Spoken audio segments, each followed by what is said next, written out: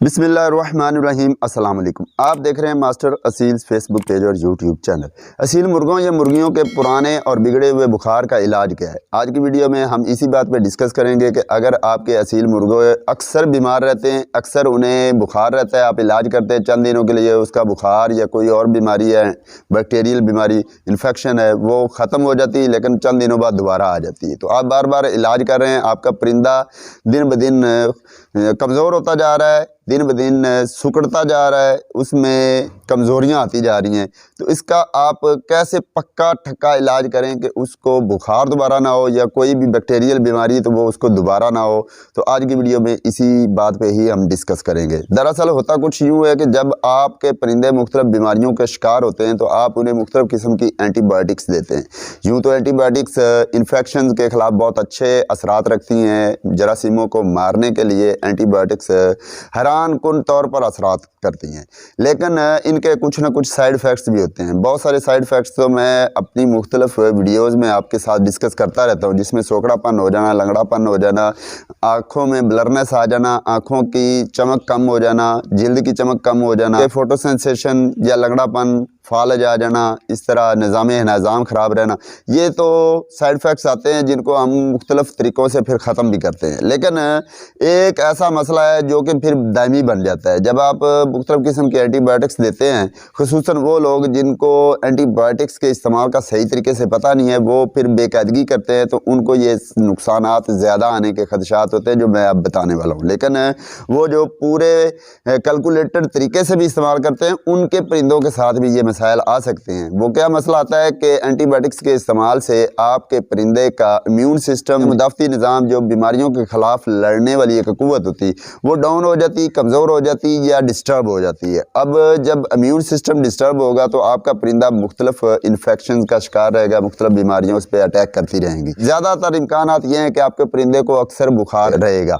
आप बुखार का इलाज करते हैं, कुछ दिनों बाद फिर बुखार हो जाता है, आप फिर इलाज करते हैं, बुखार ख़त्म हो जाता है, आपको परिंदा तंदुरुस्त लगने लगता है, लेकिन हफ्ता 10 दिन या महीने बाद बुखार फिर दौरा कर लेता है। यही सूरत हाल इंसानों में भी होती है, बाज़ औक़ात बुखार बिगड़ जाता है। लेकिन याद रखिएगा, मैं जो नुस्खा बताने वाला हूँ ये सिर्फ आपने अपने परिंदों में इस्तेमाल करना है। यही नुस्खा आप किसी इंसान पे या बच्चे पे अप्लाई करने ना बैठ जाइएगा। मेरा कोई नुस्खा भी आप परिंदों के अलावा अपने बच्चों पे या इंसानों पे अप्लाई नहीं करेंगे चाहिए।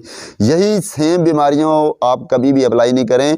इंसानों के इलाज के लिए आप माहिर डॉक्टर के पास ही जाएं, उसी से सजेशन लें। घर में कभी ये खुद डॉक्टर ना बने, ये परिंदों के लिए, आप परिंदों पे ये अप्लाई करेंगे। तो अब आपने करना क्या है कि आपका परिंदा अगर आए रोज़ बुखार का शिकार रहता है या कोई और बैक्टीरियल बीमारी का जो है शिकार रहता है, तो उसके लिए आपने इलाज क्या करना है, आपने क्या करना है, मेडिकल स्टोर पे चले जाए, इंसानी मेडिकल स्टोर पे जाना है, वहाँ से आपने नोविडेट टैबलेट ले लेनी है। ये सिप्रोफ्लॉक्सासिन साल्ट में है, कोशिश कीजिएगा कि नोविडेट ही मिले। लेकिन अगर आपको नोविडेट नहीं मिलती आपके इलाका में, तो आप सिप्रोफ्लॉक्सासिन साल्ट में आपने टैबलेट लेनी है 250 mg। कोशिश करनी कि 250 mg भी ले, लेकिन अगर आपको ना ही मिले तो फिर आप 500 mg भी लेके आ सकते हैं। आपने ये 7-8 ये गोलियां ले आनी है, बच जाएंगी इसमें से कुछ, तो वो आप घर में रख लें, फिर काम आएगी। साथ में आपने एक पत्ता फ्लैजल गोलियों का वो भी ले आना है, फ्लैजल गोलियों का, और एक पत्ता आपने डिस्प्रीन गोलियों का ले आना है। 3 तरह की ये मैं टैबलेट आपको बता रहा हूँ, यही इन्हीं 3 तरह के टैबलेट्स के साथ ही आपने इलाज करना है। कि ऐसा परिंदा जिसका आप ये इलाज करने वाले हैं, उसकी आपने खुराक और पानी दोनों बिल्कुल तब्दील करने हैं। खुराक में तो क्या तब्दीली करनी, सर्दी हो या गर्मी हो, आपने नरम ग़िज़ा रखनी है। नरम ग़िज़ा में क्या है, आप रस, बिस्किट, इनका चूरा वगैरह दे सकते हैं, दलिया दे सकते हैं, भीगी रोटियां दे सकते हैं। मौसम के लिहाज से आपने चॉइस करनी, भीगी रोटियां सर्दियों में आपने नहीं देनी, आप मौसम के हिसाब से चलेंगे, लेकिन नरम ग़िज़ा रखनी। खुश्क दाना आपने नहीं देना, बाजरा, गंदम, मकई, ये जो खुश्क दाना है ये आपने बिल्कुल नहीं देने, आपने नरम ग़िज़ाएँ देनी है। ये पहली तब्दीली करनी। दूसरी तब्दीली आपने क्या करनी, पानी में। पानी में तब्दीली क्या करनी कि पानी आपने सादा नहीं देना, बल्कि पानी में आपने ORS, अगर गर्मियाँ हैं तो ORS डाल के देनी, सर्दियाँ हैं तो आप अपने परिंदे के पानी के अंदर कोई भी मिनरल होता है वेटरनरी स्टोर पे आपको वो मिल जाए, वो आपने डाल के देना है थोड़ी मिकदार में। ये आपने पानी में तब्दीली करनी। अब इलाज कैसे करना है, असर के टाइम पे, असर के बाद शाम के टाइम पे आपने अपने परिंदे को आधी टैबलेट अगर 250 mg टैबलेट लेके आए हैं नोविडेट की तो वो आधी टैबलेट, और अगर 500 mg की आप टैबलेट लेके आए तो उसका तीसरा हिस्सा आपने अपने परिंदे को खिला देना है। ठीक 1 घंटे बाद या 2 घंटे बाद आपने आधी टैबलेट फ्लैजल की खिला देनी। ये शाम के टाइम पे करना है। पहले आपने नोविडेट खिलानी है, उसके बाद आपने 1 घंटे या 1.5 घंटे के बाद आपने फ्लैजल की भी आधी गोली खिलानी है।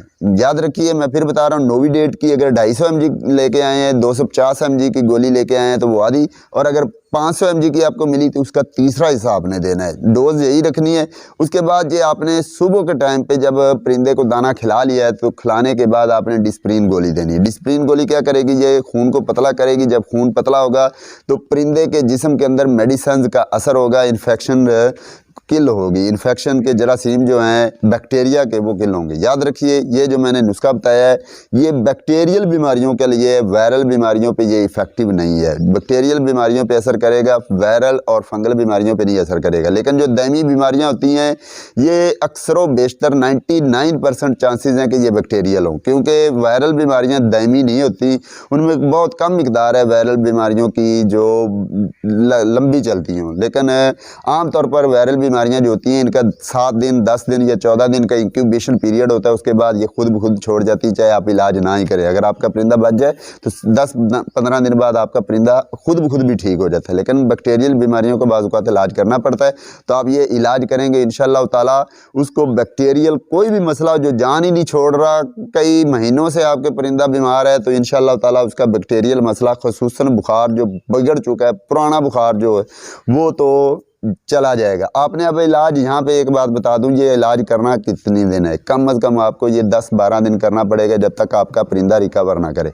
और अगर 10-12 दिनों के बाद भी आपका परिंदा अभी रिकवर नहीं किया तो आपने 4 से 5 दिन का वक्फा डालना है। इन 4-5 दिन के वक्फे के अंदर आपने अपने परिंदे को गर्मियों में दूध में ग्लूकोज मिला के देना है, और अगर सर्दियाँ हैं तो दूध में पत्ती मिला के, उबला हुआ दूध हो, उसमें इतनी सी पत्ती डाली हो, दूध पत्ती, ये आपने मिला के शाम के टाइम पे देनी है। ये तकरीबन 4-5 दिन बाद ठहर के आपने फिर यही कोर्स दोहरा देना है इंशाअल्लाह ताला। पहले ही कोर्स में, मतलब पहले 10-12 दिनों में ही आपका परिंदा ठीक हो जाएगा। किसी भी किस्म का उसको बैक्टीरियल मसला होगा जो दायमी है, बिगड़ा हुआ है, बहुत पुराना हो चुका है, तो वो ज़रूर ठीक हो जाएगा। एहतियाती तौर पर मैं आपको बता दूं कि आपने डोज़ यही रखनी, इससे डोज़ बढ़ानी नहीं है। पर डे जो डोज़ बताई मैंने यौमिया, जो रोज़ाना, इससे ज़्यादा नहीं करनी, आपने एहतियात करनी है, क्योंकि ये एंटीबायोटिक हैं। एंटीबायोटिक्स जो होते हैं इनका मिकदार बढ़ाने से साइड इफ़ेक्ट्स आते हैं। तो अगर इलाज के बाद आपका परिंदा कमज़ोर हो जाए तो उसके बाद आपने इलाज मुकम्मल होने के बाद आप उसको कोई भी मल्टीविटामिन अच्छा जो है 15-20 दिन तक देते रहें। आपका परिंदा फिर आस्ता आस्ता जो है कमज़ोरी से भी बाहर निकल आएगा। तो उम्मीद करता हूँ आपको आज की वीडियो बहुत पसंद आई होगी। अगर आपको वीडियो पसंद आई तो लाइक शेयर ज़रूर कीजिएगा, दूसरों के साथ भी शेयर कीजिए। और अगर आप चैनल पे नहीं हो तो सब्सक्राइब कीजिए। गूगल पे जाएँ, masterseeds.com लिखें, वहाँ पे आपको आर्टिकल अच्छे मिलते हैं, वो पढ़िए, आपके नॉलेज में इजाफा होगा। अगली वीडियो के साथ फिर हाज़िर होऊंगा, तब तक मुझे दीजिए इजाज़त। अल्लाह हाफिज़।